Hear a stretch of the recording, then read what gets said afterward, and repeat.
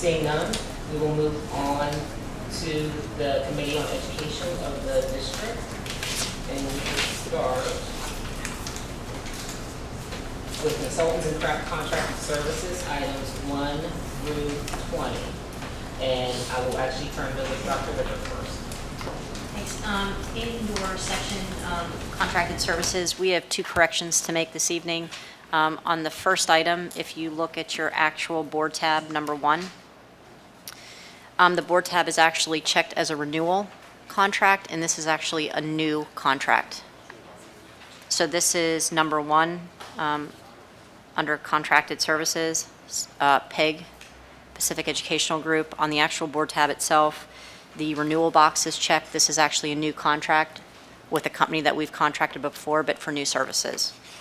The other correction is on the actual tab number 5. This is supporting again. This is the Pacific Educational Group. This is a renewal. This is the support that they provide Pittsburgh-Brashear.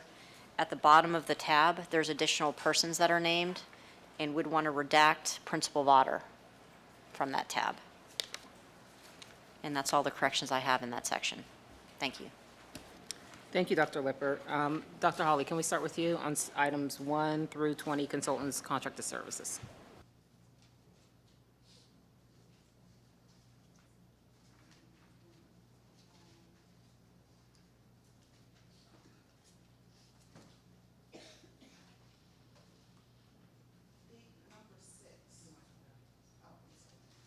Sorry about that. Number 6, the SES services at Westinghouse. This will be how many schools do we have in this project, using this program now? We currently have variations of this program at Clayton, Faison, King, and UPrep, and this would be our 5th at Westinghouse. Okay. We're not going to be a school of SES, are we? Because I'm having a hard time understanding. When we approved their program at Clayton, I know that I specifically asked that the district start to utilize that service in terms of learning about the program.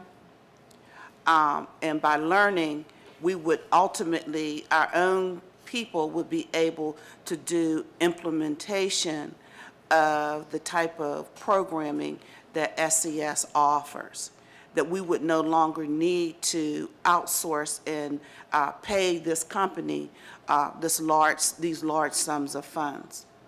Now we have 5 schools that are actually paying this company, and I don't know the total cost, but the total cost is really almost about close to $1 million.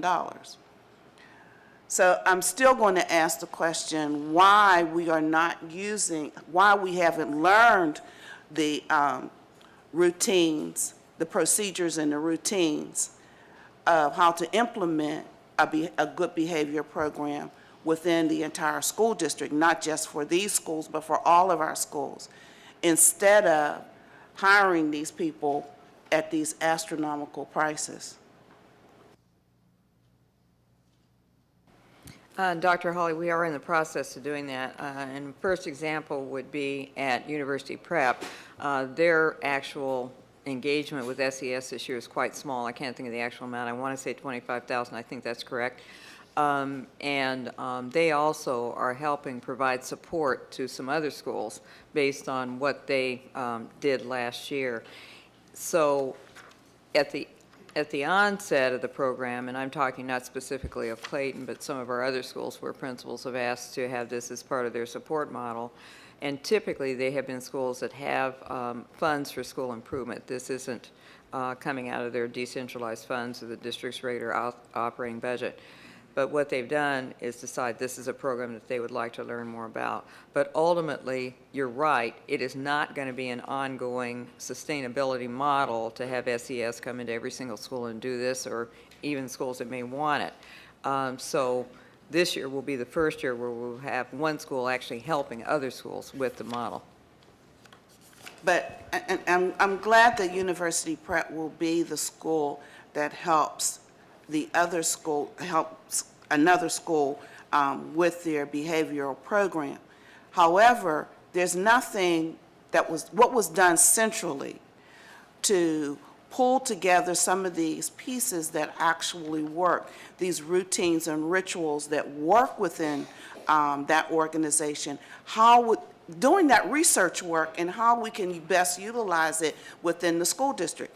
We will now be paying these people almost $1 million, and I think that's ridiculous.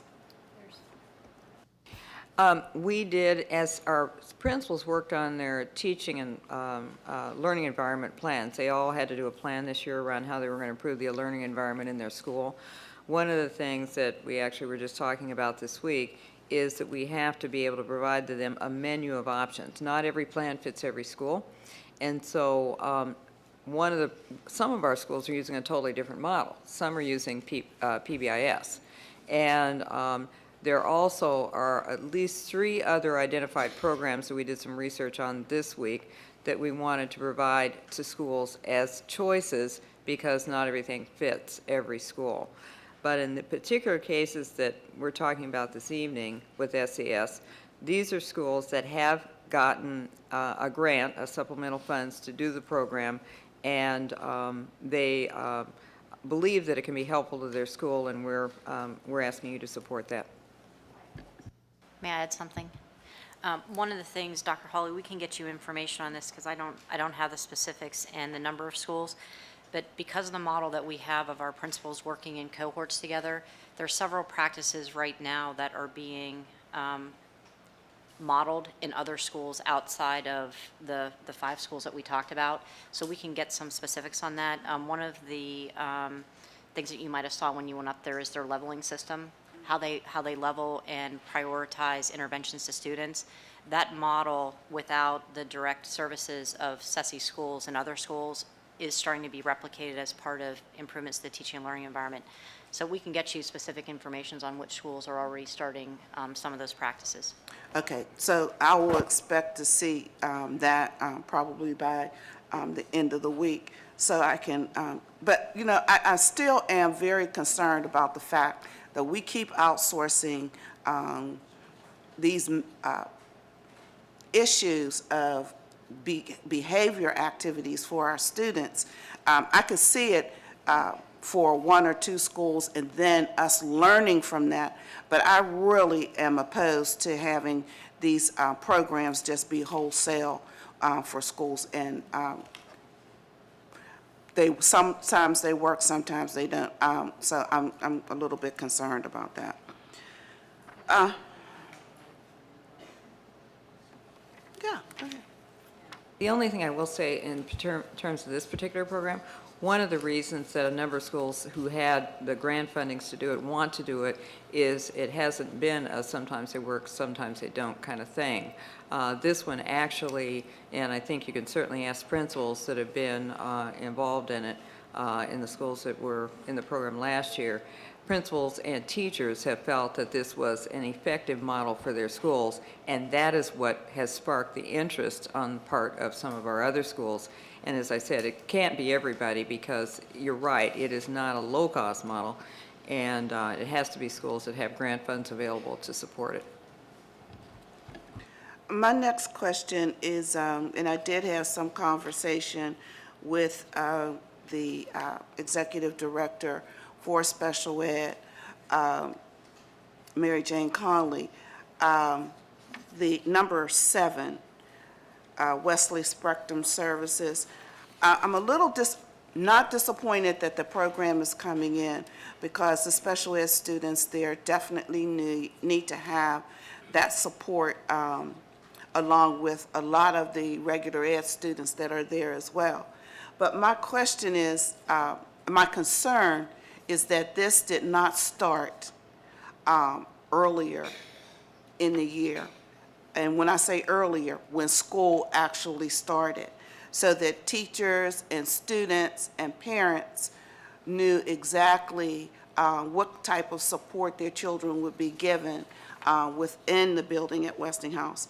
And I just want to make that very clear, that when there's a program or services that need to be given to students, that we make sure that that program is given to students in a timely fashion. That we make, and I understand that there were some budget issues around, we had to wait for our SIG grant and whatnot. However, I think that the district could have pulled enough money together to start the program actually in August through September, and then come back and start us again, ask us again to support this program for the rest of the school year. I really do not want to see this happen again, where children are not given services from the day they walk in the door, especially in a school like this where there are so many children that are in need of support. I want to thank Mrs. Conley for having a lengthy conversation with me this afternoon around this, and you too, Dr. Lane, for clarifying it. But I really want to make sure that these kinds of programs like this, that we know we need to help children start right when the school year starts for our kids. Mrs. Azuda. Numbers 17 through 20 has 4 different very capable consultants coming in. What is the purpose for this in the format for this, bringing them in? So this work, Mrs. Hazuda, 17, 18, 19, and 20 are to work with national consultants around developing multiple measures for our school leaders that would be applied. Act 82, as you know, this year applies to teachers. The board is very familiar around the work that we've done to arrive at multiple measures with our teachers over the past 3 or 4 years. This work now is to bring us up with the legislation of Act 82 to develop those same type of measures for our principals. So principals will be evaluated like our teachers, 50% on practice and 50% on outcomes, student and school outcomes. So this expert are coming in to work with us in some of our principals around developing those measures. So I guess when I'm saying format, will they be sitting at a table with some of you talking about it? Are they going to present and say, this is what I think would be effective from my perspective because, like, what's? Yeah, we did have some experts that engaged with us as we were developing the multiple measures for teachers. And the session that I attended was actually in this room, and they came to Pittsburgh. We did sit and have conversation and get their opinion, and each one of them kind of gave their own individual opinion on is this valid, is this reliable, those kind of questions that we were asking. So that's how this would work. The one, I know Ms. Shealy noticed that one of them had no travel money, and that's because that individual, and that's Dr. Ron Ferguson at Harvard, actually he'll be doing some consulting over the phone with us rather than actually being on site. So that's why the difference. But yeah, it is a conference. It is in this room. Some of the principals will be here, that kind of thing. Yeah, some of the principals will be here too. Yeah. Okay, thank you, thank you. Mr. Eisler. Thanks, Ms. Shealy. Number 1 and number 5 are both the same consultant, and I know that one is new and one is a renewal. Is there any continuity between the services that will be provided between what's going on at Brashear and what's going to be going on at central office? Even though it's being provided by the same consultant, it's slightly different. There's several pieces to the model that Pacific Educational Group supports. They they want, as districts approach work around equity, to have a coherent model and just not some pieces going on that are not disjointed between each other. And in this case, the Brashear model is called Beacon School by them, And that's a school that engages in having an equity team and doing equity work within their school, and then ultimately reaching out to other schools and supporting them in that same kind of work. So that's what the model does.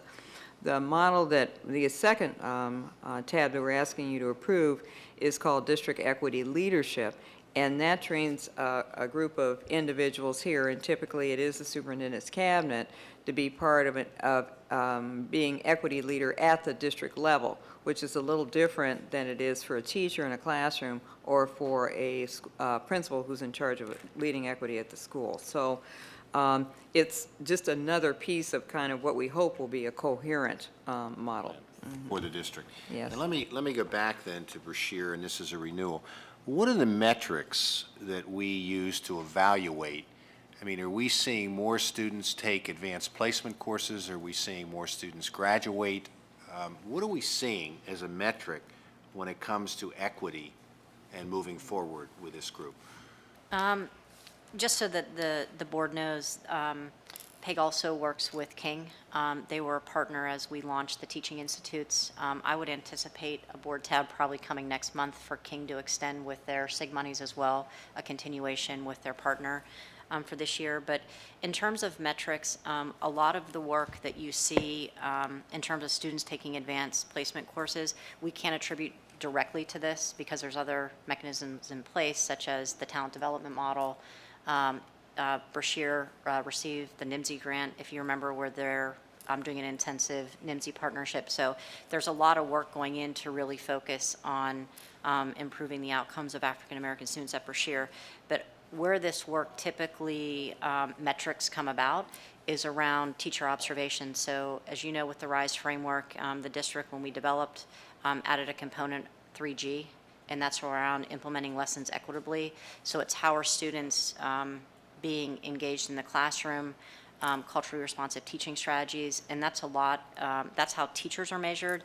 And then other metrics are things such as their discipline referrals, actual referrals, who sent out of class, interventions, things around students. So there's a lot of initiatives that are going in specifically focused on improving the outcomes for African American students at Brashear, but where you'd get the most traction would be around the teacher evaluation results and also some of the student referral data. And Dr. Hawley asked about two of these, but I want to deal with all three, 6, 7, and 8. How do we, I mean, we're putting a lot of services into one high school. How do we provide assistance at that high school for the coordination of these efforts? David Mayston, Assistant Superintendent. Sorry, Dr. Hawley. Sorry, Dr. Hawley, I was just referencing that you had spoken about two of these. Sorry, Mr. Maystein. With these service providers, the first thing that we're going to do is have quarterly reviews of goals that are created by both the providers and the school principal to make sure that we are on track with stated outcomes. In addition to the quarterly reviews, we are also in the process of planning school support services to Westinghouse, where we are aligning central office support to be directly aligned to the support that's coming in to Westinghouse with these service providers. Mr. Herring will really guide this process in ensuring that central office is working intentionally with our services to work with the consultants that are at Westinghouse to make sure that we're complementing one another, that we're not working in isolation of one another. Or conflict of one another. Correct. Thank you. Then the last one is number 11, and I'm just wondering, this is a rather, I mean, it's a small amount. It's a $2,500 grant for interpreting services for parents who may not speak English. Is this enough money for us for the school year? This is an annual tab, and we haven't expended the funds, in previous years. It's possible, given our increasing enrollment with our ESL That's why I'm population, asking that, right. that we could. Our director, John Kilville, does the best that he can based on the requests coming from the school, but if we do see the increases, you could actually see this potentially going up. One of the things that Mr. McCray asked for was actual numbers from DT Interpreting, how many how many requests were processed last year, so that we would have a better gauge on that. We just didn't get the report yet from the company. Do we know that if every request made by a teacher or principal is honored? I'd have to get that information for you. I think that's important too. I mean, are we getting the service when needed? My assumption from the folks receiving the services, mostly principals, they typically don't complain and really value this, but to make sure that they complement the 30-some languages that are represented, I'd want to check before I gave you a definite answer. Thank you. Thanks, Ms. Shealy. You are welcome. Mr. Sumter. Thank you, Ms. Shealy. I don't have any specific comments or questions on the items, just a general comment. It would be nice if we could receive a report of all the social services in the district by school and maybe geographically displayed on a map or such, and then the cost and whether or not they're having benefits. The only thinking is this seems to be a large portion of what happens or what goes on in the schools, and to see it on a map or to see it listed, total amount, what schools, what services, just to get a picture, the big picture of the social services that are going on in the district. Thank you. You're welcome. Mrs. Fink. Mr. Brentley. Yes, I just have a couple of questions on number 15. This is the contract with the Pittsburgh Action Against Rape, and I know they've been in the district for many, many years. Do we know exactly how many years they've been in the district and the kinds of services? I see the narrative here, but I guess my question really is, and I'll just ask the question, does this service also, this contract also provide services for students who are victims of unwanted sexual advances by same-sex students? And the reason why I ask that is, and I am hoping someday this mother has enough nerve to go public, a mother with a daughter in one of our high schools. Young lady is exactly that, a young lady, but have to go through the constant advances by the other young ladies who are in their sexually experimental phase of their life with same-sex activities. And she's constantly turning down or avoiding her or moving out of the way, et cetera. And so I'm just wondering, is there anything that will protect it? And by the way, this student is fearful to move forward, to go and to report her to any staff or principal for some of the obvious reasons. As you know, Dr. Lane, in some of our schools, because of our policy 4 or 5 years ago, we are a sexually charged school in the hallways, and everybody seems to be in the fad of the same sex, and so most of it is in your face. It is so unfortunate. It is very unfortunate. But I don't know, and I'm asking, where would a young lady go in confidentiality to talk about, I don't want to participate in that lifestyle. I don't want this young lady approaching me without someone reporting her, and then she's the target of a real bullying situation. Does anybody know if this contract covers those kinds of things? I can. If any student is being sexually harassed, whether same-sex or opposite sex, they need to report it to the principal, a counselor, social worker, someone at the school that can help them. We don't tolerate that, no matter who's doing it, to whom, for any reason. So it has to be reported. In fact, if you know the name of this young lady, I think it's your obligation to report. Well, I think it's the obligation. I'm going to turn it over to the mother. I've encouraged her to call you. She's not comfortable with going public for the safety of her child. So I am hoping that she would eventually talk to you, and then you can deal with the confidentiality part on how we can deal with that. She absolutely can call me. And finally, I don't know, 5 or 6 years ago, we passed the so-called sexual ed policy, full of controversy in terms of what it was to curriculum.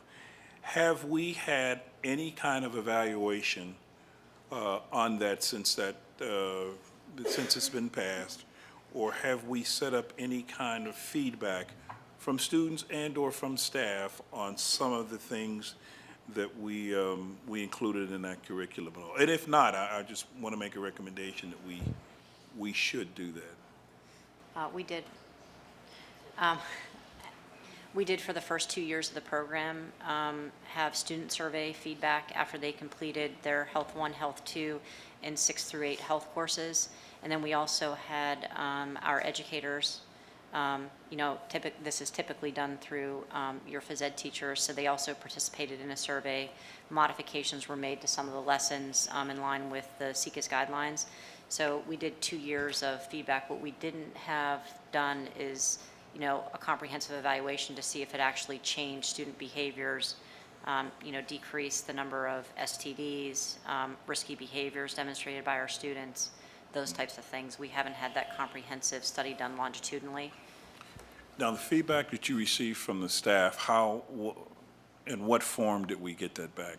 We asked questions, gave a survey? It was a survey, so students did at the completion of their course when they did their finals, feedback on the unit, on the course, and then teachers did the same type of survey. They weren't identified, so it was anonymous feedback. Of course, some people come forward and, they're fine identifying themselves with feedback. Some of the modifications, I would have to go back to see, but there were some things that, teachers may not have felt comfortable teaching or were too graphic that we, Right. That we modified. And we always have for parents who, aren't supportive of the comprehensive sexuality policy, that they can opt out of either the entire course or just lessons that they feel it's more appropriate to be taught, by someone else in the family or, another adult that they feel comfortable with. Well, I think it would really be helpful, and I wish we can, put that on the, maybe on the education committee, if there's an opportunity, if it's close to 5 years now we've had that policy. I would like to see an independent company, individual, to survey the teachers. I know when it first passed, there was quite a few uncomfortable with what we were expecting them to get into with students. And I'm just curious to see how they, one, got around it, two, either taught it, or three, what did they do to report it to their superiors as to some recommendations for the change. I would love to see or to have someone to go into in confidentiality, talk to some of the staff and get their feedback. And then I'd like to see if, since PAR has been in the district for many years, have we seen any kind of bump or dip in the sexual harassment complaints since this has been in place? Or have we seen it drop since this education thing has been in place? Have we seen an increase in pregnancies? We don't know that. And so I just think it is time for us. It'd be very, very helpful to know. And then if there's an opportunity to kind of tweak it and put language in for those students who may be getting it at a different level, but may have some fear. So I fear with sharing it with principals or folks in authority. That's all I have. Thank you. You're welcome. Thank you, Mr. Brentley. I just have a couple of quick ones. On number 2, which is the communities and schools, will they get a person place similar to Westinghouse? Yes, they will. That is wonderful to hear. That it's been, that's a great program for that school to have. I have concerns with number 6 too. That's just a gigantic chunk of money. And that could be, off the top of my head, 2 people. I just want to clarify that I believe it's 3 people. David, do you have the description of the 3 people? Will you provide the board, please? The 3 people will be 1 site coordinator and 2 full-time staff members.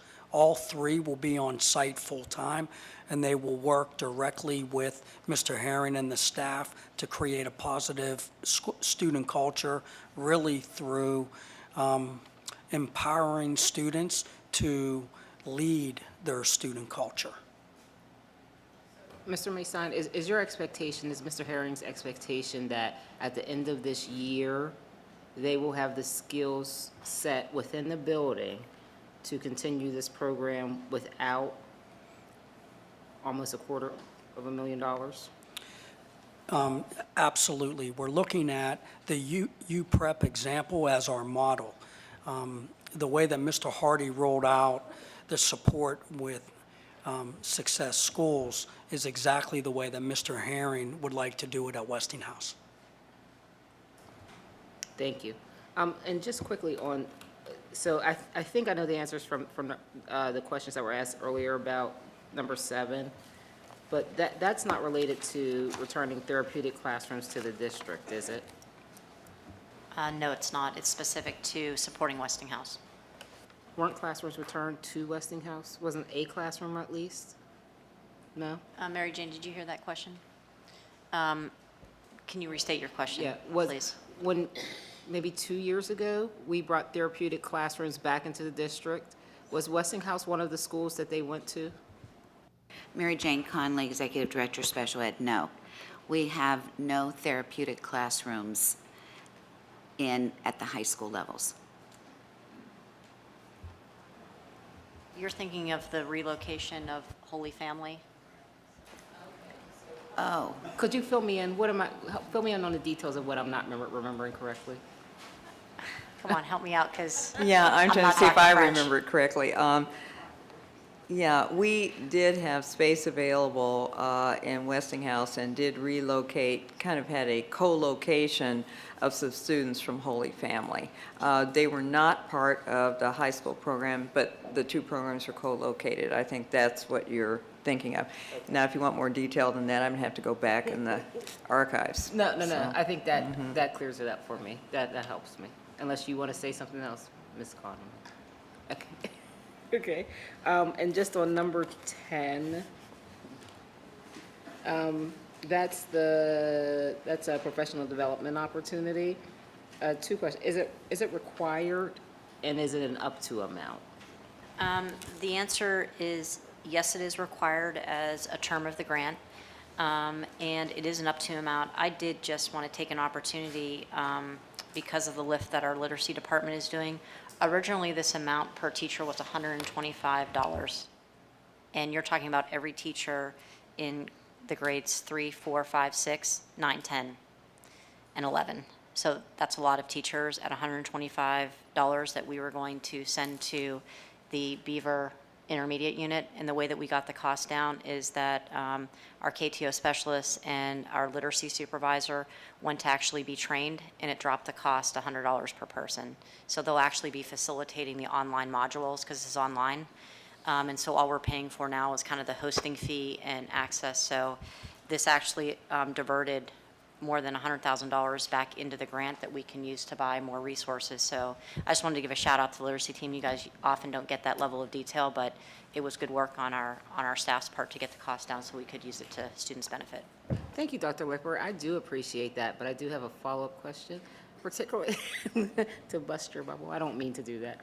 In the 3 through 6 level, those teachers move a lot. Like, you can be ELA this year, social studies next year, math the following year. How do you compensate for that? You mean across the term of the grant?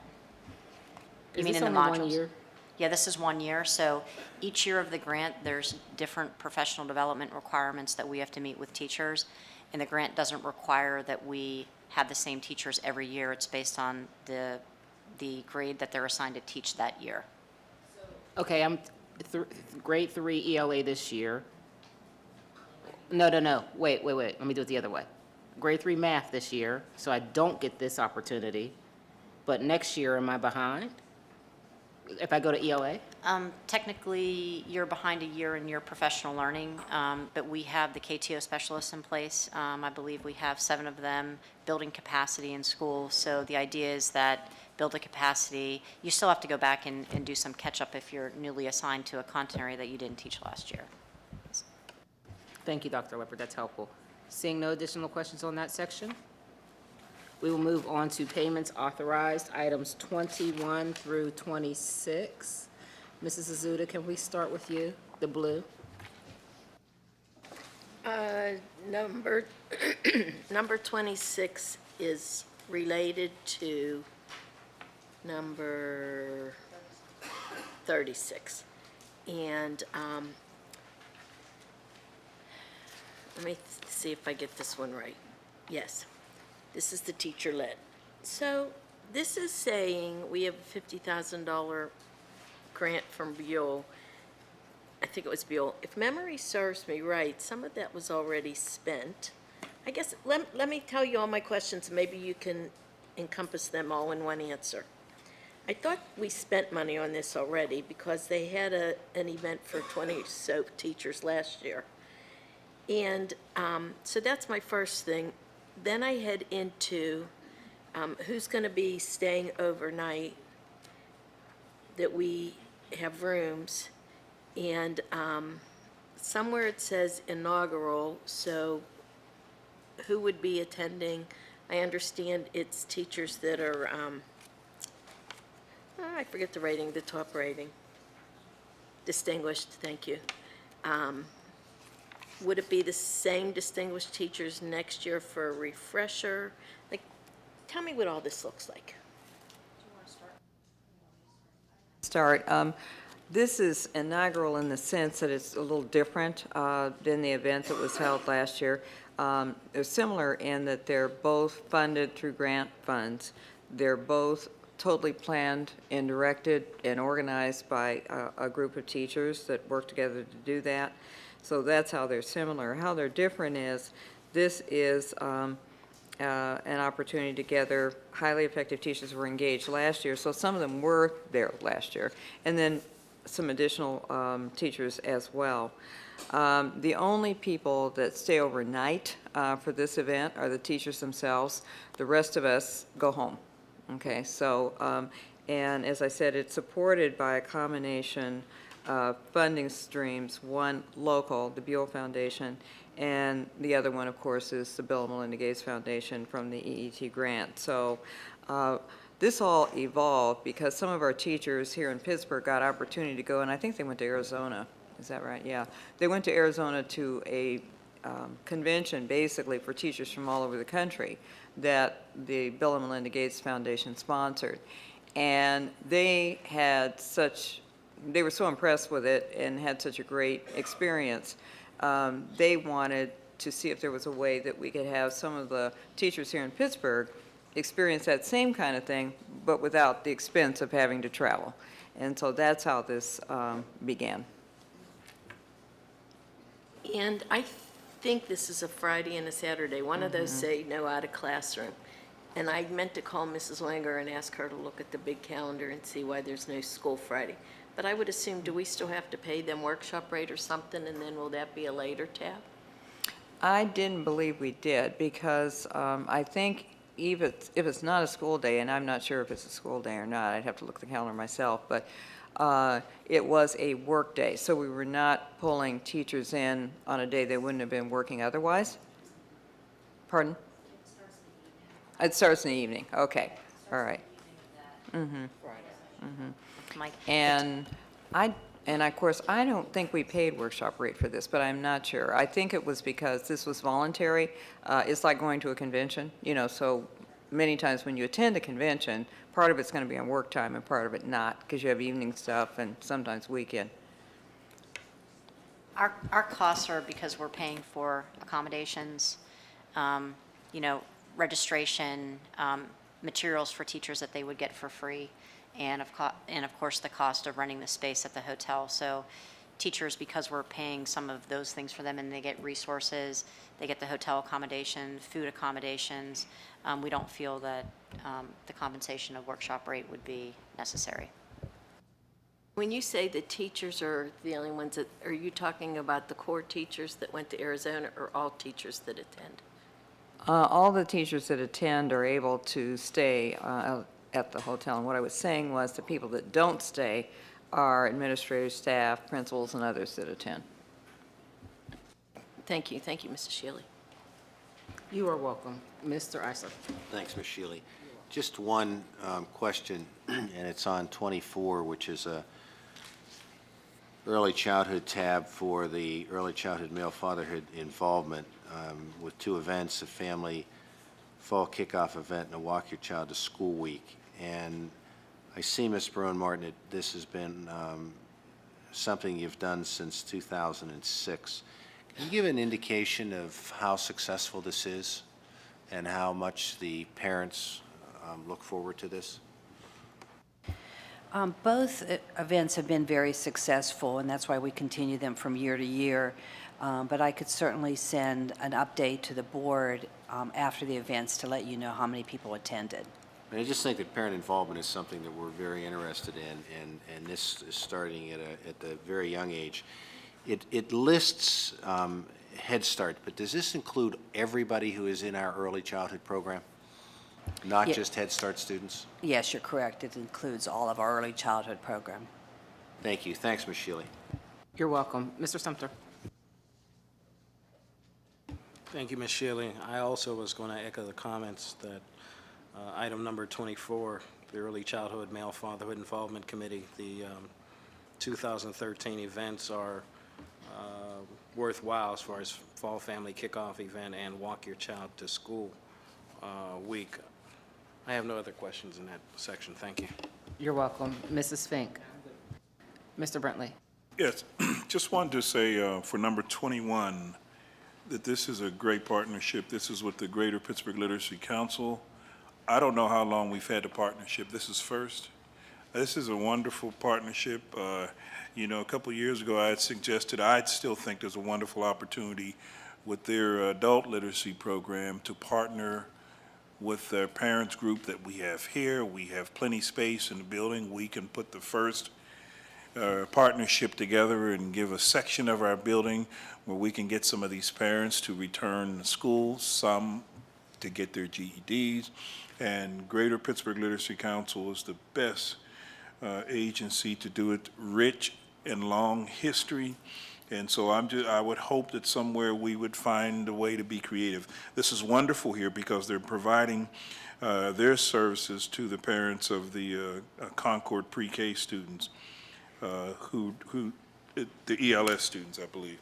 And it would be a citywide. I would love to see us do something creatively citywide. And I think we'll be shocked about the possible number of parents who would want to participate in the program.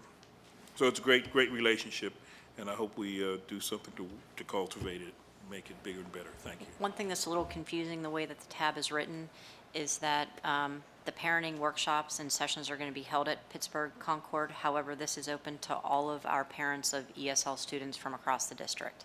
So it's a little bit more broad, which is nice, and we could look at alternative locations if we can expand it in future years. But it's not just for Concord, it's actually housed at Concord, but all of our ESL parents can take advantage of it. Doctor, that is, but those classes will be held during the day or in the evening? I think they're after-school hours. Okay. I'll verify that, but my recollection on this is that you don't remember that, do you, Dr. Lane? I'll have to check on it for you. If it is in the evening, I am certain the issue is going to be transportation. I'm particularly thinking about that population that we have in Northview Heights, the population we have at Arsenal. And so the issue is going to be transportation. If there's an opportunity to provide transportation, I think we should strongly encourage them to participate. But that's a great thing. So yes, thank you. I did find the time. One class is 3:30 to 6, and the other one is 5:30 to 8:30.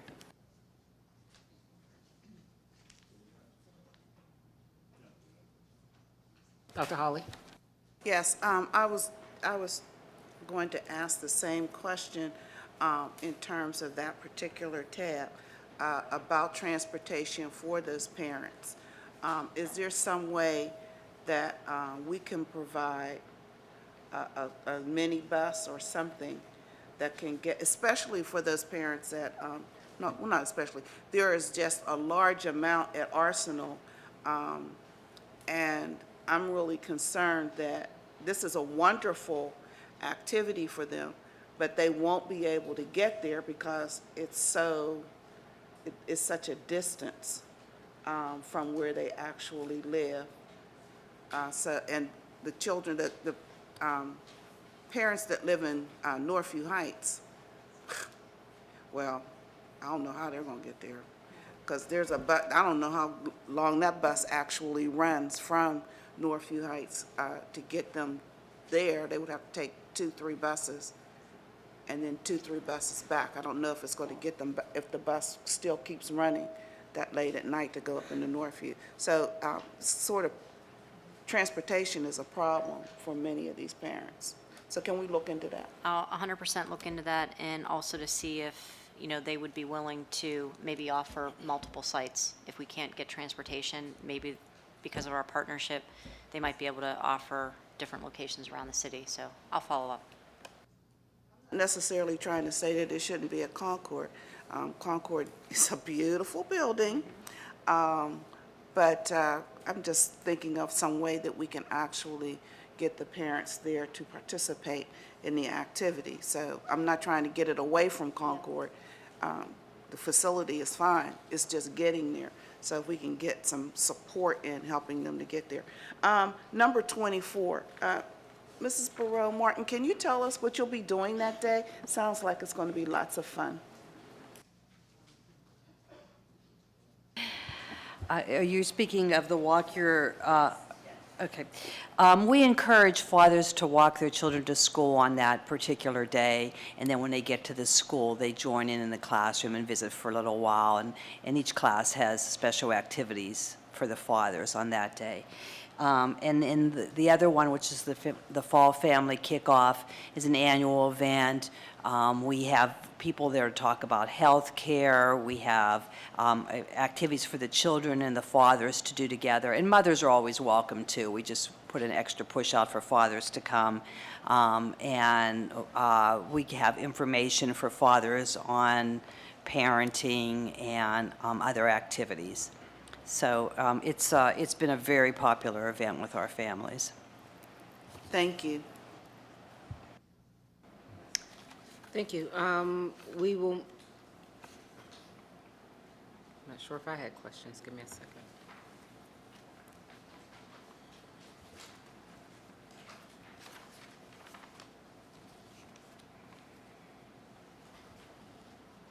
'22 and '23, Dr. Lippert. Do you have rubrics for paying these? Because it says that payments will be authorized as work products are delivered. Yes, very similar to contracted services. When you have tangible work products, we do assess the quality of the work. I can share those with you, but we have what we call it as Standards of a Quality Curriculum document, where there are certain things that have to be put into the curriculum, and then there's feedback cycles that we participate in to see how, you know, the recipients of the curriculum actually respond to it in terms of the quality. So there's a couple different metrics to ensure quality of the work being produced. Thank you very much, Dr. Lippert. We will now move on to general authorization, items 27 through 40. Mr. Eisler, may we start with you, please? Sure, thanks, Ms. Shealy. There's a couple tremendous programs in here working with the community, and I think it's great. I mean, the more that the community is willing to work with our schools and our students, the better off our students are going to be. And I just want to pick up on a couple. On 29, which is the Challenge Program, which has been going on for some time, we now are in a greater number of schools. Do we know how many students participate in this? Do we have any idea? And if not, you can get that number. I think it might be better. Yeah, would. And if that is Yes. increased over the years, I Yep. think that's really important because it's a very interesting model that doesn't cost us anything and really does benefit our students, potentially benefits our students. The other one is 31, and we spent a fair amount of time the other evening in an education meeting dealing with truancy. And this is a continuation of a program between the Allegheny County Department of Human Services and the Allegheny County Children's Roundtable. How successful has this been, and what is the reason to continue this project? Dara Ware Allen, Assistant Superintendent for Student Support Services. We had a meeting recently with Allegheny County Department of Human Services about the Focus on Attendance program. And we have preliminary data that shows that there has been a decrease, in absenteeism in both the pilot schools of King and Manchester. And I can make that available to you in advance of the legislative meeting. Not expanding that to any other schools this year? No, we are Is there a learning reason for from that? the. Okay, so we're still learning from these two schools? Yes, So we're we've still in a seen, learning and we've phase. seen improvement with the rates going down, but we're really trying to fine tune the models to figure out what of those strategies can be transferable to other schools. Great, thank you. And I think Allegheny County Department of Human Services is a great partner, and this is not the only thing we're working with them on, and I think that they've been incredibly supportive of the school, so thank you for that. The last one is 32, which is the sixth grade mentor program. Are we fairly consistent from, I think this is probably the third or fourth year, are we consistent in the number of students that are participating in this?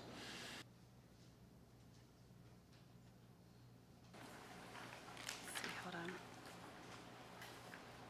This year, you're saying approximately 500 Pittsburgh Public School students, and I'm just wondering if that's a consistent number? I could get information in terms of comparative numbers from year to year. Do one other thing if you're going to look at this, and I think this is probably more long-term. Is there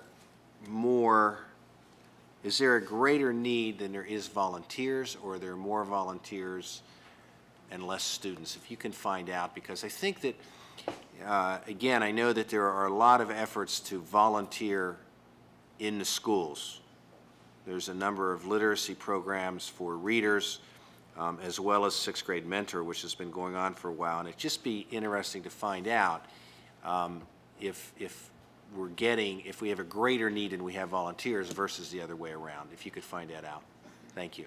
I think I might be. Yeah, I'm reasonably sure that we have a greater need still than we have great volunteers, but I know that the volunteer number has gone up since the program's inception. And the experience I've had with it is early grade reader volunteering at Weil. And I think last year there were at least a third more volunteers at Weil reading to kids at noon than there was the first year that we were there. In fact, it got to the point where we couldn't all fit in the library anymore, and we had to have kind of an extra room with volunteers and students, so. I appreciate that, and I hear a lot of people who do this. In fact, people I work with who do the sixth grade mentor project. I just think that, and again, the number of foundations that are increasing every year, which is another really wonderful thing. I mean, we're seeing foundations, besides Heinz and Grable, but the Simpson Family Foundation, the Gott Family Foundation, Alcoa, and of course the United Way. So I just think that this is really a wonderful project, and I just want to make sure that if people want to volunteer, they have the opportunity, but if we have a greater need, that we talk to the United Way to see how we might be able to up the volunteers. So thank you. Thank you, Dr. Ware Allen. Thank you, Dr. Lane, and thank you, Ms. Shealy. You are welcome. Mr. Sumter. Thank you, Ms. Shealy. First of all, item number 27, that's the Pennsylvania School Board Association officer vote. I'm going to ask that item be pulled for discussion at the legislative meeting. This is the first year that they've voted for officers this way, or we have voted for officers this way. It's a change in procedures. Generally, all school board members that attend the annual conference vote then. This has been changed to each district voting on its own as one vote per office. So I would think that a motion would come forward next week with the recommended officers, or it does say that they want us to discuss this and discuss the candidates at a meeting during this month. It has to be sent in electronically before October 1st by the secretary of the board, which is the law office, the solicitor, and I think the assistant secretary is Mr. Joseph in facilities. Dr. Lane, but Mr. Joseph and I would do that. Okay, I stand corrected. Dr. Lane or the Assistant Secretary has to electronically send in the vote before October 1st.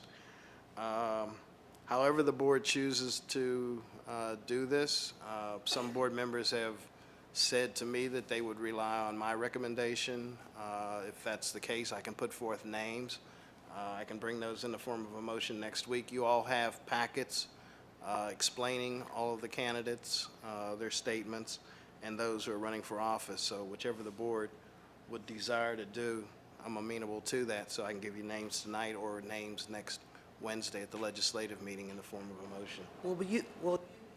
Will you be making the vote for us? Will you be? No, since you it's Dr. Lane, or as a result of what we decide next week, we have to vote as a board for each of the candidates. That collective vote will be transmitted electronically by the secretary of the board. You said each of the candidates, we have to vote for each of the offices. Yes. So, I'm sorry, before you go, so then, should this be 4 agenda items? Well, most boards, well, they're all doing it. Most of them have a vote on a slate of candidates. It may be Those that are all the candidates. We gotta pick once the one. discussion is held next week, it becomes apparent that the board collectively has opinions on candidates that may be different than Mr. Sumter's recommendation or may not. I mean, I think we just have to see how it works. It may be easier just to vote on each one, and that way there's no confusion. So I would suggest what the board may want to consider after hearing Mr. Sumter's comments, since he is the PSBA representative from this region. Pittsburgh is its own region, that there be motions made with respect to each office, and then when each of them are determined, then we will transmit that electronically to the PSBA. Mr. Weiss, I'm sorry, Mr. Iser and Mr. Sumter too. Okay, so should this be, just thinking about the agenda, should we do this as new business? It's in the education agenda, and this could be a lengthy discussion that really has nothing to do with the education, or doesn't have any, let me rephrase that. It's not directly impacting the education of children in the city of Pittsburgh. What I would recommend in light of this discussion and, thinking this through, we may want to have 4 items, one for each office, that resolve that the board votes for the following candidate and of each office.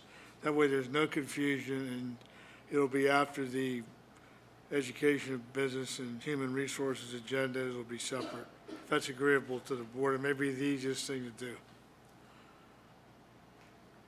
Our heads nodding. Thank you, Mr. Weiss. Mr. Iser?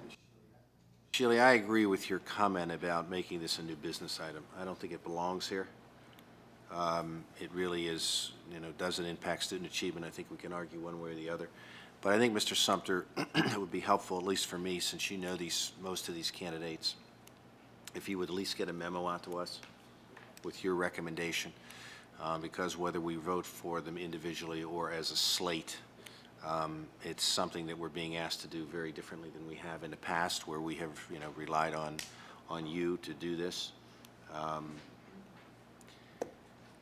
There's a lot more business that is far more important, and I do not want to diminish what the School Boards Association does, but I do think that you have been a representative for a number of years, and you know the candidates far better than I do. I can take a look at their credentials on paper, but I really don't know and have not interacted with them the way you have, so I would appreciate some advice from you prior to the meeting, and that this be put under new business, as you suggested, Ms. Shealy. Thank you.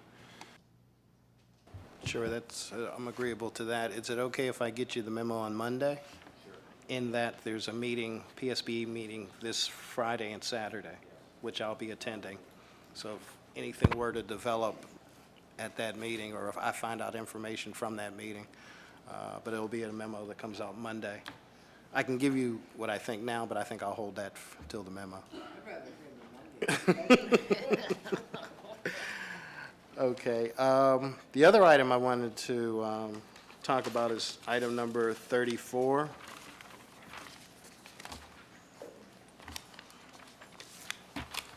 Which is the Pittsburgh Westinghouse Academy 612 Associate Member of District 7 WPIL Football for the 2014-2015 school year. I asked that that item be pulled for discussion at the legislative meeting. One thing that I wanted to ask was, did we ever receive information about the other schools in District 7 as far as number of players, population of the school? Was that information sent out? Dare Ware Allen, Assistant Superintendent, Student Support Services. Mr. Sumter, I am looking at the Education Committee presentation that was made in early June to see if that information is found in there. It's not found because we requested that that information be provided to us. Okay, so you meeting. already know the answer to that question? Yes. All right. So then we will get that information to you. Thank you.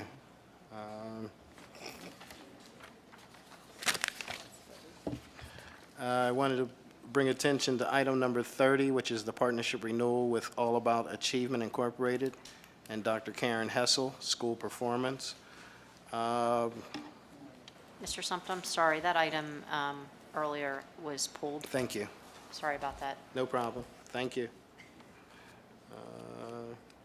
I'll save comments if the case that item comes up again.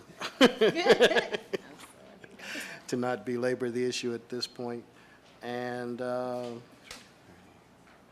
that's it. That's all I have at this point. Thank you. Thank you, Mr. Sumter, and thank you for agreeing to provide a memo for PSBA voting. Mrs. Fink. Mr. Brentley. Yes, number 28, this is the partnership memorandum of understanding with A+. And I just want to raise some concerns. We know about A+. Doctor, I am concerned about this district not being, as the word we often throw around, transparent in our partnering with agencies and organizations who are supportive of the Pittsburgh Public Schools. We often do a lot of activities and partnering with A+, which is great and it's wonderful, but we do not extend that same kind of relationship to other organizations.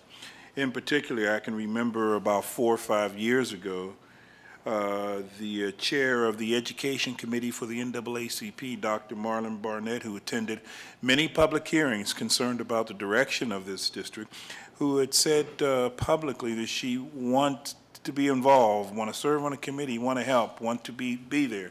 We did not engage her, nor did we engage the organization in which she represents, which is this nation's largest and oldest civil rights organization. We also have a very active group out there. The Penn Group, I believe, is also supportive of the public schools. And I don't know if we have a memorandum of understanding with them. And so I would like to see us, if there's such a thing as a blanket memorandum of understanding that any and all organizations who are supportive of the public schools would just simply, we plug your name in and you're a partner, and we have an understanding, we have a relationship. Because it concerns me when we pick and choose on certain groups, and it just doesn't look well. I think we need help from everybody, and we should not be in the business of giving preferential treatment to some over the others. So I am hoping that we can find something to do that would open the door for everyone, or if not, I will not be supporting this, and I would just encourage the district to come up with a way where we can just simply not leave anybody out. The next one is number Oh, number 37. This is the donation from the Pirates and the Clementi family. And Dr. Lane, I mentioned, and I've been mentioning every time I see something great to go on that special promotional reel for the public schools for this year, this item should go on there. I want to say WTAE, please correct me if it wasn't WTAE TV. Somebody had a nice little 3-minute segment on television, and our school and our kids really looked good with the Pirates and the folks and mingling with our students and our children, and we need to get that. I did not know that it came with a $20,000 check. I just thought it was some donations that they were making, and they were going into the communities and so on. And I think that is significant for our schools to be able to land that. Out of all the schools in this region that could have been chosen for that, we were the ones. So if I can give a shout out to the principal and the staff at that school, great job, and our students look great. And I would hope that somebody in communications and marketing would get a hold of that, that clip and put it on our website, but also put it on our 2013 promotional CD for this year. And so as we go out and attract other students into the district, you give that parent, this is just what happened in the last year, and you let them see all the wonderful things we're doing. Thank you. That's it. I can't resist. I'm sorry, I didn't realize that came with a $20,000 check either. Where is it? It's the iPads. Oh. No, I mean, did we do a tab? Oh, I'm sorry, but That's what this is. what does it say? Where does it say that? So why is it here? This is why I get confused. Why isn't it under where we're receiving? This is not where we usually get stuff, is it? We always get stuff here? Donation of services and donations to schools are typically here, yes. And when it's a donation, it always says 0 at the top? Typically because you're not approving a cost to expend.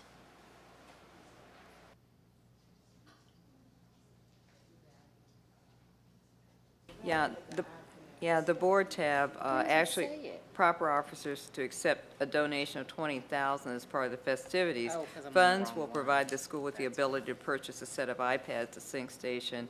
It also includes baseball book bag for each child, as well as Pirates t-shirts, caps, and a Clemente book for each child. So and this was what happened yesterday. Thank you. I was confused by the $20,000 thing. Okay, thank you very much. Dr. Holly. Number 28, the memorandum of understanding with A-plus schools. Can you tell me, the schools that are identified here are Greenfield, Mifflin, Minadea, Montessori, and Sterrett. How were these schools chosen? Ms. Burgess, are you able to answer that question on the selection of the schools? Bob Burgess, Executive Director of Equity. It was chosen based on if they had no parent groups within their schools and/or if they were a high-need school. Okay, so now, let me get this clear. Are you telling me there are no parent groups at Montessori? There are no parent groups at Sterrett?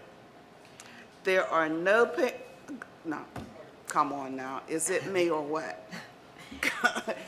I know there's a parent group, at Sterrett, because my grandson went there, so I know there was one there. I know there's a major parent group at Montessori because they have come to us month after month about their school. So, and I'm not saying that these schools aren't worthy of having this kind of work being done, but I just want to be clear as how did these schools get it as opposed to other schools who really don't have a parent group?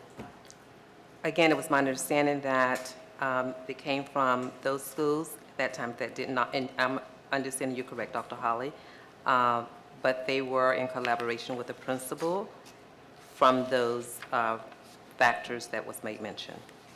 Okay, the program is basically going to involve a Parent Nation team member active in a school activity such as EFA representative, Title I parent, PTO member, et cetera. So all of these, every school has at least all three of these. I know everybody who gets a Title I has a Title I parent, so everybody gets that. And I'm not saying that they shouldn't get this, but you're going to be measuring at least 2 of the following school climate indicators: attendance, referrals, suspensions, in-school suspensions, student participation in regards to awards, incentives, et cetera, bullying, and parent participation in school events. There has to be some underlying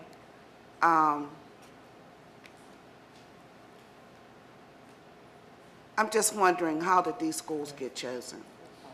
Yeah, please tell me, because this is something, and I'm not saying now, I want to be very clear. I want to be very clear. I'm not saying that these schools shouldn't have it.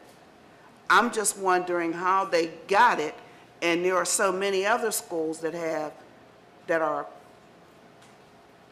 much worse off than they are. So those schools that currently exist was based upon those factors that you made mention of.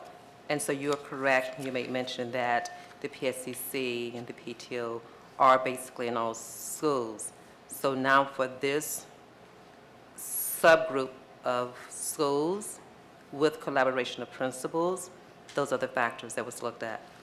Okay, so did somebody go to these principals and ask them if you would be a part of this group, or did the principal go out and seek the support from this particular group? And if that's the case, then was that offered to all of the elementary schools? Because these are all K-8 schools or K-5. So these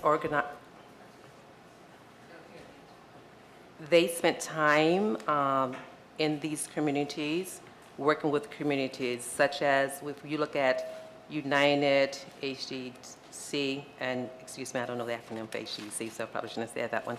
But there's specific parent groups outside of the schools groups such as the PSCC and the PTO.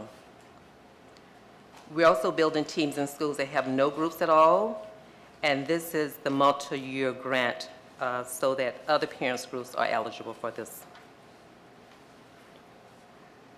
I would go out on a limb and say that all 5 of these schools have all 3 of these entities here in terms of parent groups. So I'm just wondering, how did they get chosen over any other school, unless the principals actually went out and asked for this kind of service? Dr. Holly, clearly, I think we're going to have to get more information for you on this one, and we will by the end of the week. Okay, but I want to be clear, I'm not taking it away from them. I definitely will support it. I just wanted to know, how did this group get it and not other schools? Just to interrupt, one of the things that is in here, I thought I just saw and I lost it, is that their goal was to be at 21 schools by the end of next school year. So it looks like there are more coming. It is. On the second page, under the second bullet. But we can't go around telling people from a board tab that these schools don't have parent groups, because they certainly do. And some of these schools have very active parent groups, as we've seen from Montessori and even from Mifflin. They're here every month. I would agree that that probably wasn't the reason they were selected.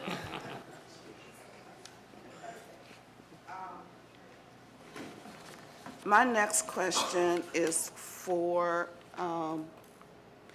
number 31.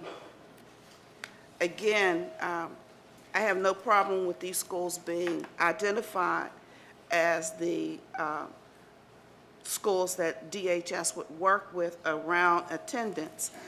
But we had asked, when you did the attendance workshop last week, the attendance presentation last week, that we have ranking of the schools that have the worst attendance in the school district. Now, I am concerned that with the schools that I know have some of the most challenging attendance in the district, they're not a part of this group that's being serviced.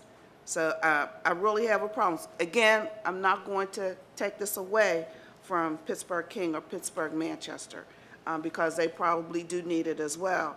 But there are schools with worse attendance than these two schools, and they're not, you didn't identify them as being a part of this group, and they really need this kind of help.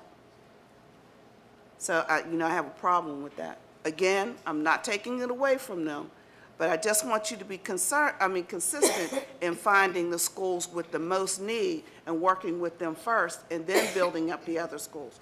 And here, and these schools may have some challenging attendance patterns, however, attendance problems, I'm sorry, but I know that they were not the schools that you identified before as having the major challenges, and I'm wondering why we're not helping to service those schools as well. Dr. Holly, in looking at the averages, and I'm speaking specifically of King and Manchester, the K-8 schools average is 18% for chronic absenteeism. Manchester is 28, and King is 28, and Manchester is 30% chronic absenteeism. So they are, although there are schools that are higher in different school configurations, they are among the highest across the district. Okay, being among the highest is not the highest. So when we started listing this kind of, the Department of Human Services to do this kind of work with us, we should be looking at those schools that are most chronic. And I'm specifically, now that I have this list, and nobody gave us this list. Dr. Holly, just to point out, we did get this list When did you get this list? in the board update. It was in the update Friday. Well, why didn't I get this? I Don't did. send you anything, Dr. Holly, but we'll Yes, you start. did. I'm being missed. Okay. And I think you would need to, I may also need to point out that King and Manchester have already piloted the program. I mean, this isn't just starting with them. They have been engaged already. And the information that I'm looking at right now is from 2011, 2012.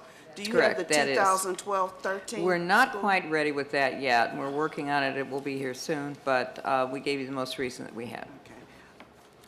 Again, you have some schools on this list that are in much worse shape, and they should have, I just find it appalling that they're not on getting that support. May I just jump in? Because one thing that we can do is, this isn't the only opportunity for intervention for our chronically high schools that have very high rates. So what we can do is, for the schools that are demonstrating other very high rates, show you some of the support that we're giving those as well. And Dr. Holly, I just also wanted to add too, is that I think for this particular pilot, they were trying to focus below the high school level. And so in comparison to the K-8 average and middle school, they were high on the list. But I can find out more. But I know that they wanted to be able to have interventions earlier before they got to high school, where we have some of our highest rates of absenteeism, hopefully to turn that around as these students move into high school to have more success before they, in hopes of them having higher graduation rates. Okay, I'm not going to belabor it. I also want to say congratulations to Spring Hill, Pittsburgh Spring Hill K-5 for their award. They're very much deserving of this, and they're right by the stadium, so they're really a part of the community. So I want to say congratulations to them as well. I want to go to number 38. This is a renewal of the Metropolitan Center for Urban Education for Pittsburgh Perry. Again, we are expending a lot of money on this project to target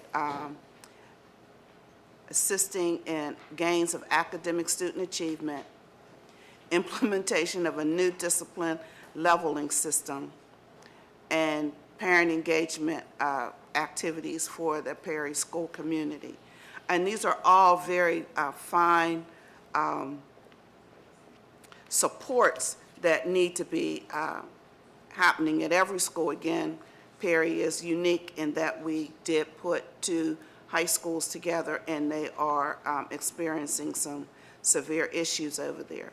However, this group was with them last year, and we have no idea as to what was done at the school last year. We have no data to support that there was any improvement in that school. And I know that the school needs help, they want help, but I don't want to just give money to people unless I know, or programs, unless I know that they're actually doing what they said they're going to do in terms of supporting that school. And they do need a lot of support. So can you tell me, Dr. Lane, when we're going to get some information on how well they actually produced any type of gains at that school? Dr. Holly, we do have a report that we got from NYU. However, it does not specifically address the question you're asking of what metrics or what evidence is there that there was impact on some of the basic things we're all concerned about, right? Including dropouts, kids getting sent to the office, suspensions, all those kind of things. So it does not have those kinds of metrics. We have had that conversation with NYU that that it would be unlikely that some of our board members would be inclined to support a second contract without getting more specific about the particular things they're going to focus on and how are they going to measure success. So we did talk about that we would need to put together a written agreement in regard to that. But we can provide you what we have at this point, and I also can say that we do have some, they did conduct a survey with the staff at the school about kind of not quantitative, but maybe more qualitative data around the work that they did with the staff, and the staff was supportive of continuing because they felt it had, it is beginning to get some traction at the school. So we do have that much in terms of actual numbers, but in terms, as I said, to say that, you know, suspensions went down or that kind of thing, no, we do not have that. When do you expect on getting it? In terms of the work that was done last year, I think it would be very difficult to go backwards. That's actually works much better when you start out and you say, our goal is to reduce the suspensions by 10% or whatever, and then you measure suspension data and see what you've done. You work toward reducing suspensions and then you measure it. To go backward and now to try to identify metrics saying that they were working on suspensions really would, I think, in a way not even be totally academically honest, because it wasn't specific to that, and we'd be trying to create something that wasn't there in the first place. And I'd be a little uncomfortable with providing you with that kind of information. I don't think it would be right. Okay, so can anybody tell me exactly what it is they did at Perry? I can tell you some of the things. I think Dr. Ochoa might be able to tell you some of the others. They do, the information it gave us does have that. It says specifically what activities took place. So we can provide you with that. But there were parent engagement activities. I know I was at a couple of them myself. There was the night we had about this time last year, a lot of parents came in. There was a film that they saw, Beyond the Bricks. We had a panel discussion on that, and then they went out and went into breakout groups and to talk about different issues around how things that they were concerned about, how to improve the school. So I know that went on. I do know that there were instructional rounds that went on in the classrooms, and then discussions with teachers afterwards about the kind of work that, how to improve teaching in the classroom and learning for kids. So I'm aware of that. I know there was professional development for teachers that went on. to help teachers be better able to reach kids and meet their academic needs. So those are some of the examples I'm aware of, but we do have that report and would be happy to provide it. But I didn't want to give it to you with the idea that you were going to be getting something that's real data, data informed about using school data that shows how that made a difference.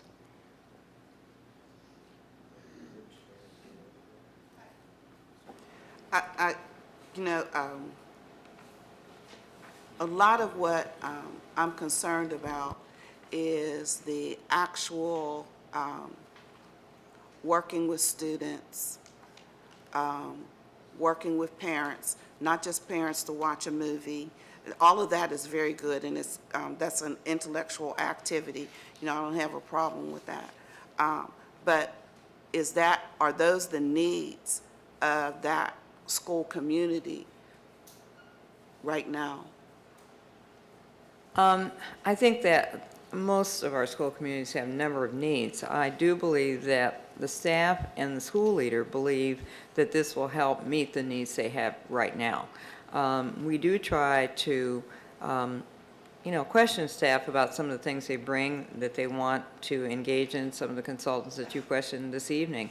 But we have to try to balance that with matching them up with things that they believe that are going to work, that they think that they have some choices about. And so we try to not totally dictate who can be there and what they can do, and give staff some ability to make some of those determinations as well. So it's tough sometimes. And so, as I said, I think it's important to ask some questions and, what are you really trying to accomplish, and how are you going to measure it, and that kind of thing. And going forward, should the board be willing to approve this, absolutely, we're going to have that.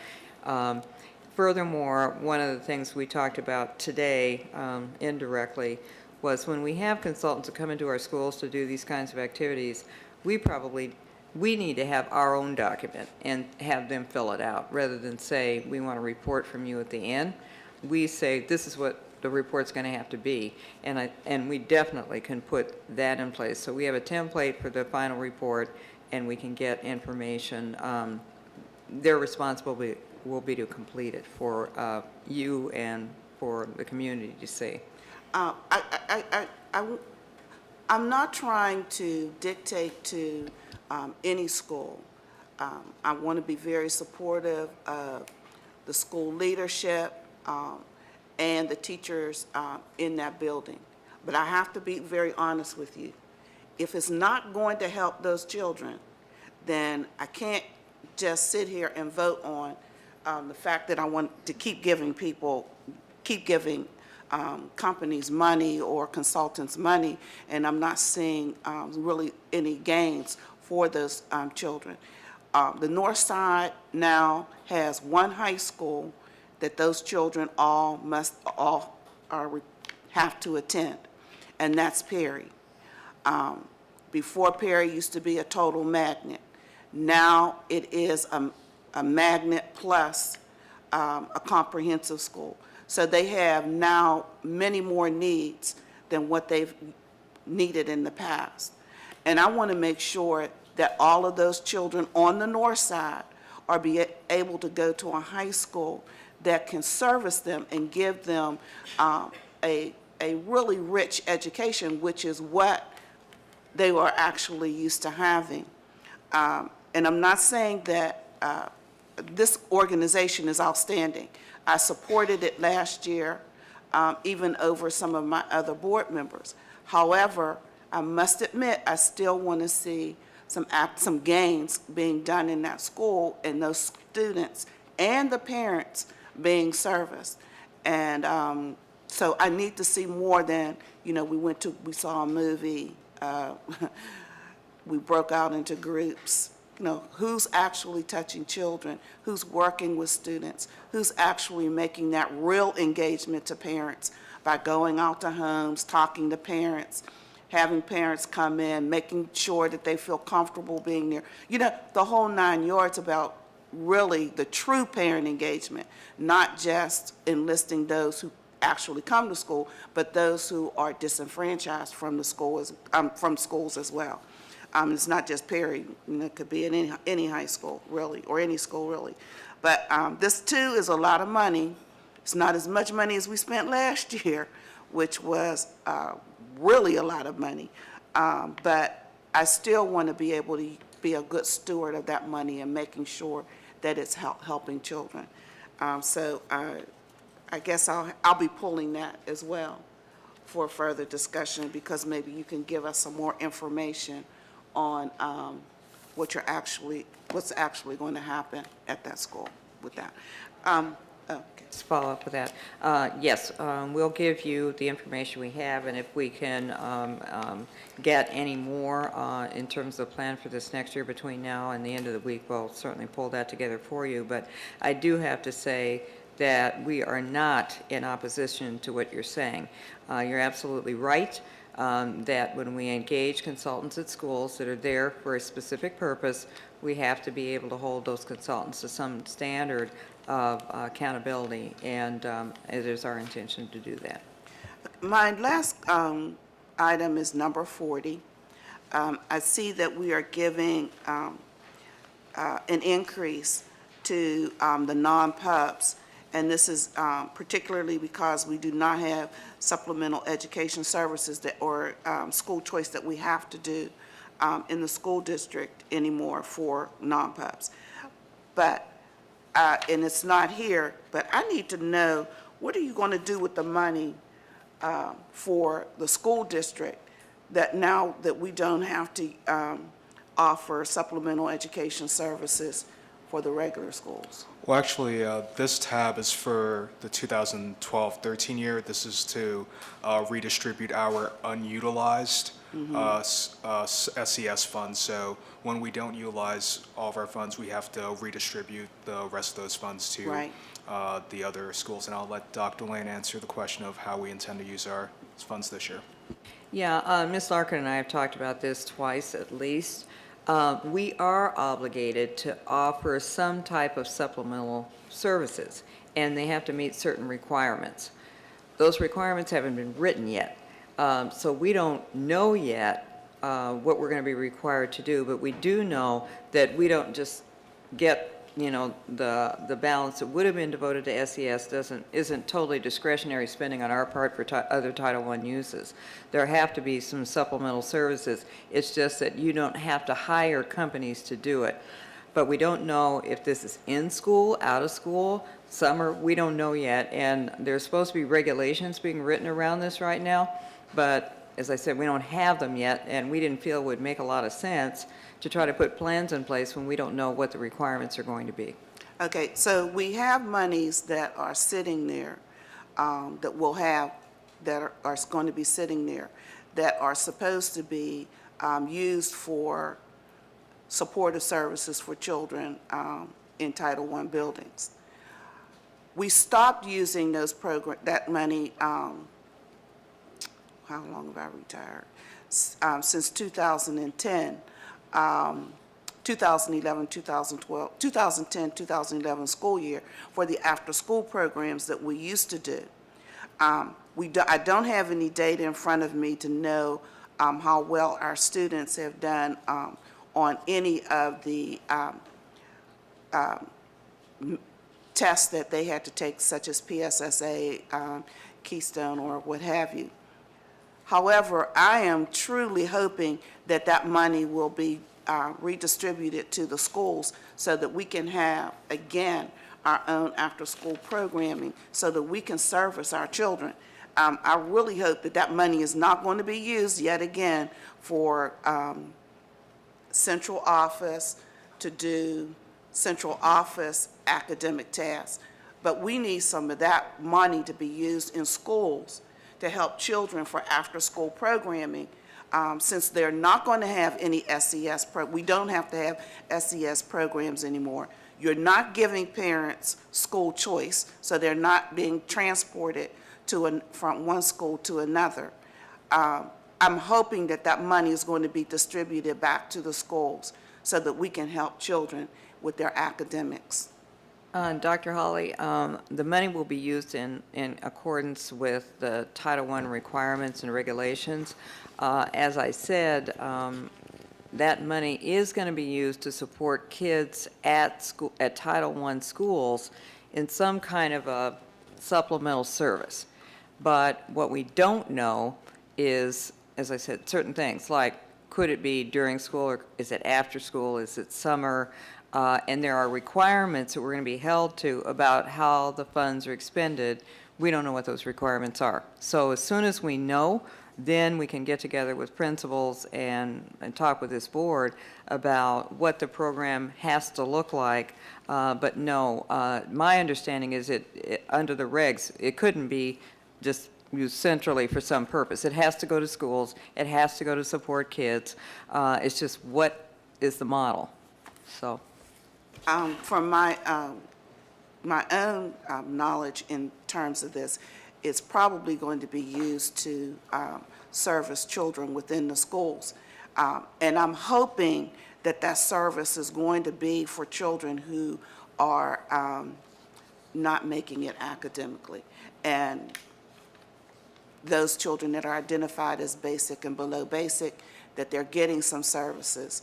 That we go back to the models that we had in the past that really do service children beyond the regular school day, because what they're getting now is certainly not enough to help those children who are behind. So I'm hoping that, I just want to give you a heads up, that those are the kinds of activities that I will be looking for in encouraging the school and the board to look at doing for our children in supporting them academically.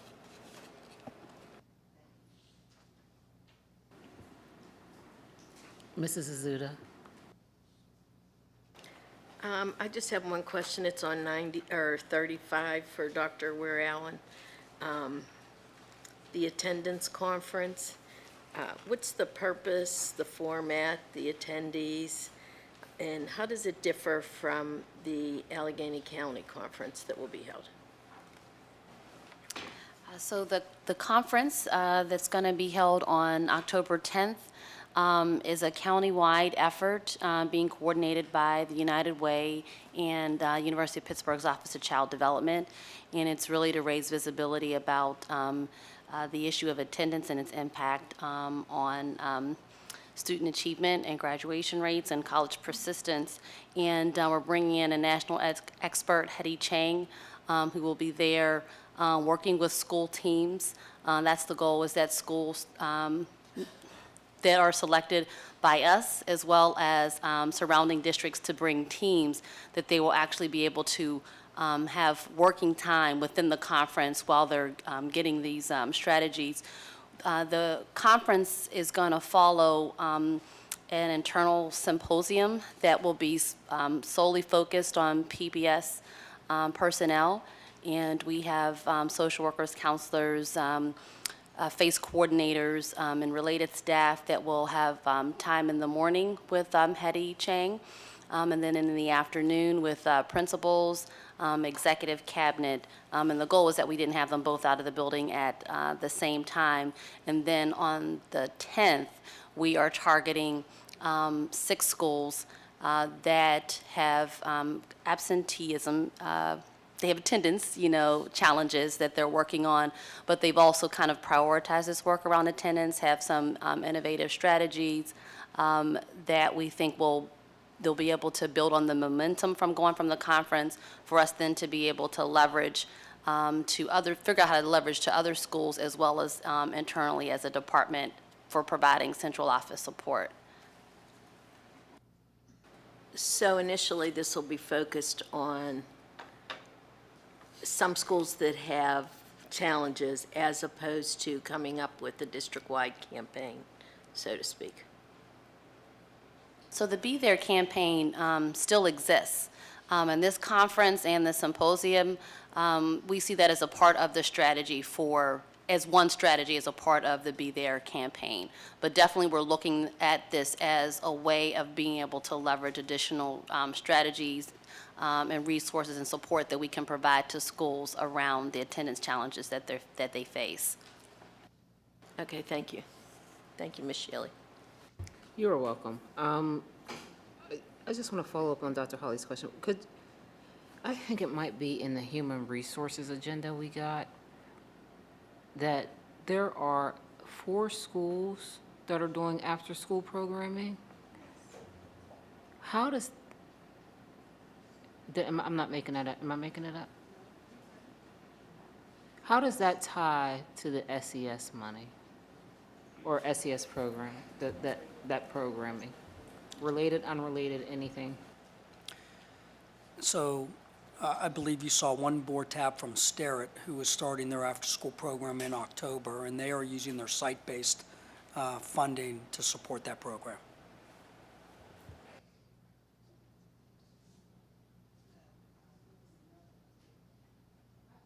I thought it was more than one. Where are they? They're not in the education agenda. They're in the human resources agenda because it was the teachers we are paying. Ms. Fuller, do you happen to know, was it, I really thought it was more than one school. It is more than and Starrett. It's only 2? Okay, she's looking. But, so maybe that's, Mr. Mason, how is that related to the other types of after-school programming? So there are schools that are able to partner with after-school providers where they come in and provide a program to students. That wouldn't be a cost to the district.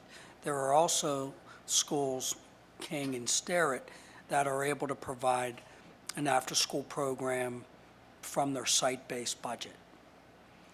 This third option that we would be talking about would be through whatever monies would come available through the SES, that we're waiting to find out what the parameters would be. So could they redistribute if they, if we were to approve King and Starrett, could they redistribute to use SES money or Title I money, or is that what they're using actually? Dr. Lane, will you correct me if I'm wrong, or Mr. Joseph, but the SES money would be for next school year, not this school year? Is that correct, or we don't even know that? I'm not sure. My conversation with Ms. Larkin led me to believe it was for this year, because I believe the federal fiscal year starts October 1st, and I think that's when it would begin. You should have information about that before the end of the month. But what happened to the money last year? You didn't use it all last year, did you? It wasn't all used last year, and the way the program was set up under previous years is that you had a list of providers that would provide services to schools, and schools would avail themselves of those services. So if they were underutilized, then we wouldn't have expended as much money. And that's why I'm Where's asking the how much money is left. I'll provide you with that information. And how are you, yes, Ms. Fuller, I'll get it back. How are you obligated to spend it? Oh, like, because there are rules and regulations on how you can spend it. Yeah. So what are the parameters around which, under which you could spend that money, Are we talking about the current year's SES money? the leftover money? So that was an SES set aside from this past year in 2012-13, that since we had not spent the set aside and we had more funds available for us, we had to redistribute some of it, but I will find out what the parameters are for unspent set aside money, and I will provide those to you. Thank you. Ms. Fuller? Yes, just to clarify, in the human resources payments authorized, there is one item that covers the Teaching Institute at King, as well as Langley K-8 for after-school programming, and that is paid out of the 21st Century Grant. And then there is a separate payments authorized for after-school programming at Starrett. That is paid from? That is site-based funding as indicated by Mr. Maystein. Okay. I'm not sure that I understood. Maybe you did answer and I just didn't understand. So if they were to, if the October 1st money, could they redistribute that money? So by October 1st, we mean the money for the upcoming year. Which is this school year. So that is all pending on how we're allowed to use the set-aside money, which we have not received guidance for yet.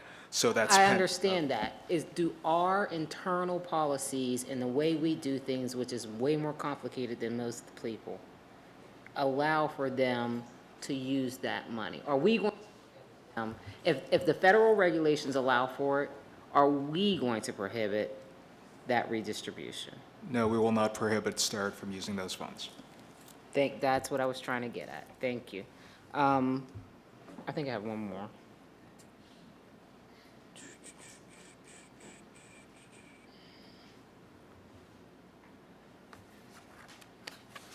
Oh, Dr. Allen, I wanted to do this offline, I really did. And it's regarding the information we got in the superintendent's update regarding attendance.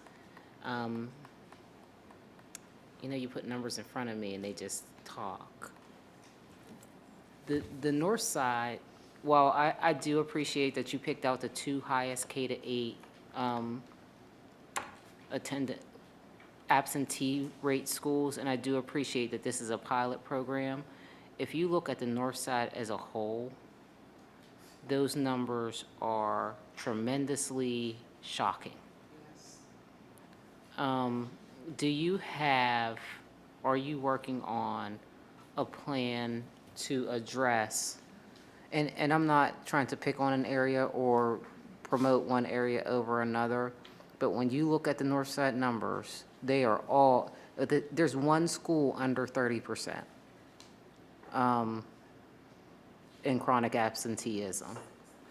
And so I just would suggest or hope that you are working on a plan around the north end of our city, because for some reason they are having it looks like the data is showing that they are having a bigger problem with absenteeism than in any other single area in the city.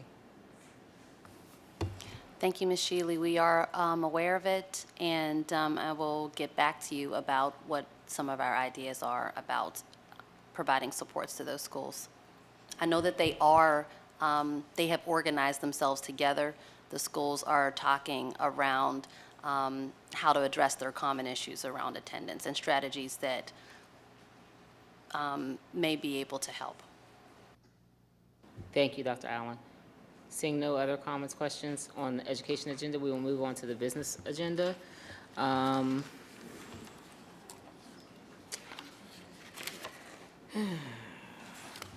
sorry, I've lost my agenda.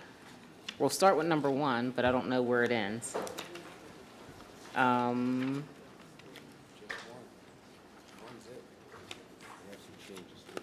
Yeah, and thank you, Mr. Eisler. In front of everyone, I'll turn it over to Mr. Joseph, please.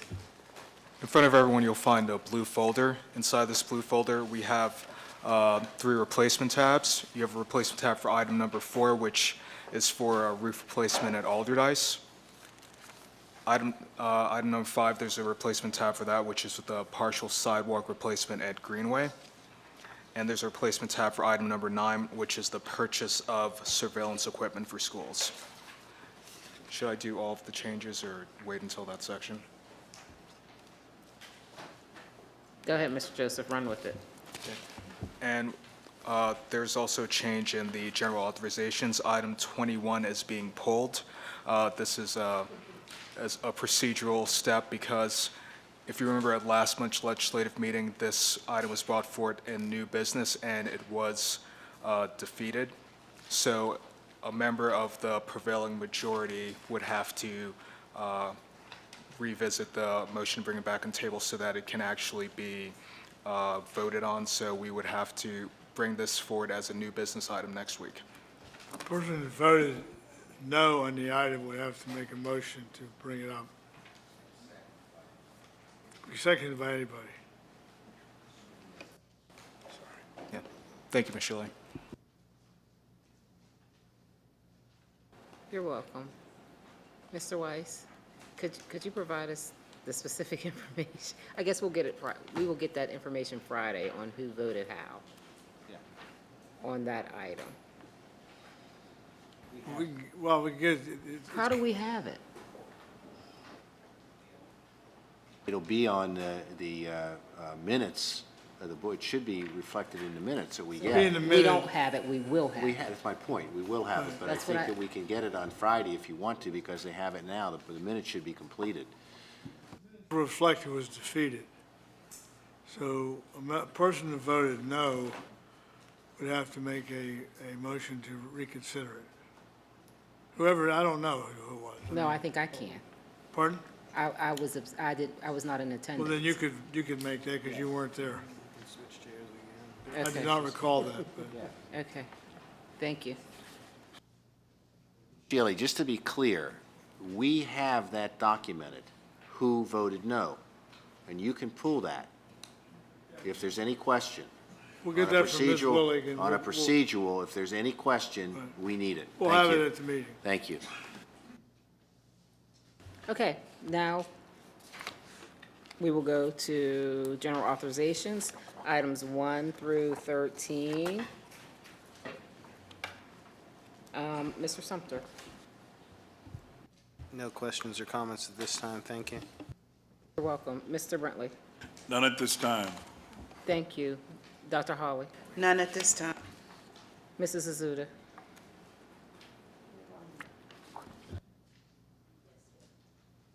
Can you switch so we can keep moving? Do you mind? Mr. Iser. Thank you, Ms. Shealy. The one I do have a question on, and I would like some additional information, Mr. Joseph, because it is and again, if you would, if it is your desire not to talk about this publicly, I am fine with it. But it's number 9, which is the video surveillance. Would you prefer that this not be discussed in public? I prefer not to discuss the specific locations in public, but I can give you a brief overview of what is being purchased. So that the public knows, this is a purely security-safe issue for our students.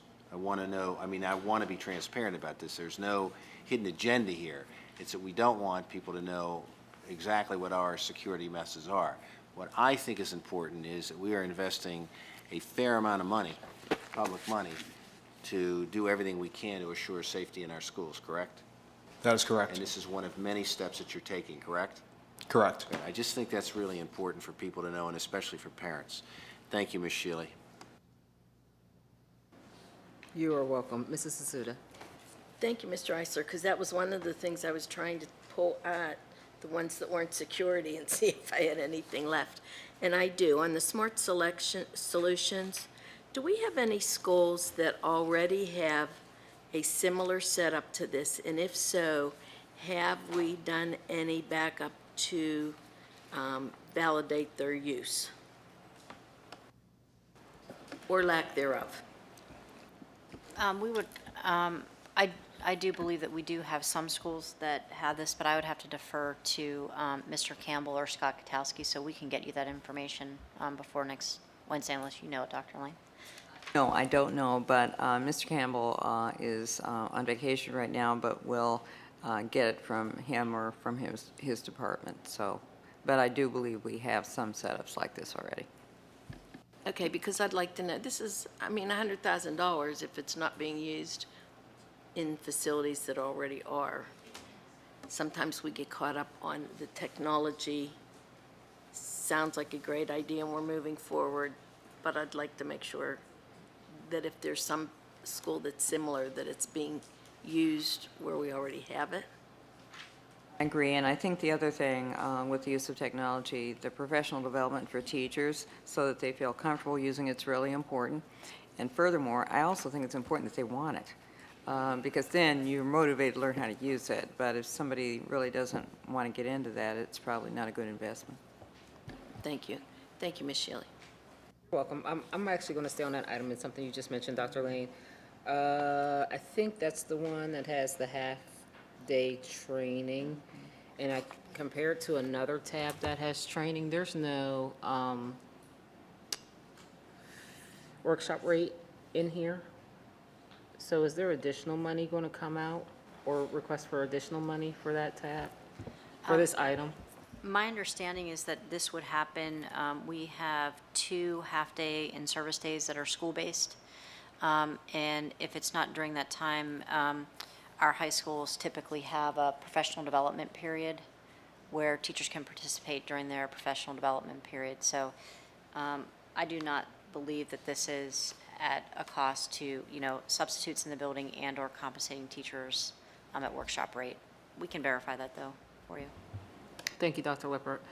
We will move on to payments authorized, items 14 through 18. Mr. Brentley. No questions at this time. Dr. Holly. No questions at this time. Mrs. Azuda. No questions, thank you. Mr. Esser. Yes, thanks, Ms. Shealy. I just want to, Mr. Joseph, on 15, because this is an incredible improvement over the years in terms of change orders. And I think that Mr. Sanders is here tonight. I mean, there are a lot of staff people that do a heck of a lot of work to monitor our contracts, and I just think that it is phenomenal that we have decreased the change orders in our construction contracts. I mean, if you did a percentage over the last 5 to 10 years, it would just be incredible. So to you and your staff, I want to thank you for monitoring these contracts so that this is not something that gets out of control, because at one time they were outrageous, which is why we have the policy that we have to review these. So to you and your staff, thank you. Mr. Sumter. No questions and comments at this time. Thank you. You are welcome. I have nothing either. The last section, am I right? Section, general authorization, items 19 through the end. Dr. Holly, I think we're back to you. No questions. None from Mrs. Azuda. She gave me the sign. Mr. I Eisler. can't miss it. I have a question, and Mr. Joseph, I'm going to address this to you, but Ms. Spolar is also here. Number 19, the increases in health care benefits. Is this, from what we know and what we've studied, is this about average? Or are we seeing drastic increases or below average increases for health care? Well, I'd have to consult with our healthcare cost containment advisors, but based on where we were projected to have our rate increases early in the year, this is a drastic improvement. I know that, I mean, it's a question I ask you at every legislative meeting, is where we are expense-wise. So this is within what you were projecting for the next fiscal year. This is well within that. Great, thank you. And the only other question, and again, I just want to thank Mr. Joseph and Mrs. Barone Martin for working out the tuition-based preschool early childhood program model that we have to have now, since we've had cuts all over the place. So thank you to make sure that as many children that we can get into our program can get in. Thank you, Ms. Shealy. You're welcome. Mr. Sumter. No questions or comments at this time. Thank you. Mr. Brentley. Seeing no other questions or comments? This meeting is adjourned.